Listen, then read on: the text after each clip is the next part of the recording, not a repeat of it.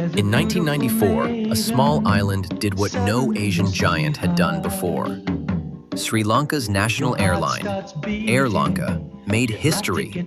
With the roar of 4 powerful engines, Air Lanka became the first airline in all of Asia to fly the Airbus A340, Airbus's most luxurious and advanced aircraft at the time.